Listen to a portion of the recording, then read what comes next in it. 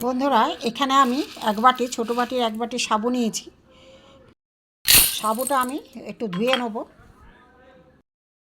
সাবুটা একটু ধুয়ে নেব ভালো করে, অনেক নোংরা থাকে। সাবুটা কিছুক্ষণ ভিজুক, তারপরে একটু রেস্টে রেখে দেবো।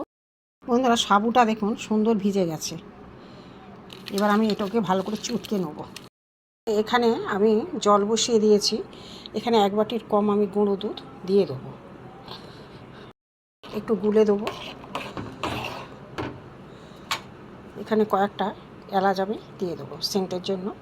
এখানে কিছুটা আমি চিনি দিয়ে দেবো, ভালো করে ঘেঁটে দেবো। সাবুটা হাতে লেগে যাচ্ছে, এখানে আমি হাতে একটুখানি তেল দিয়ে নিয়েছি। নিয়ে ছোট ছোট বলের আকারে করে নেব।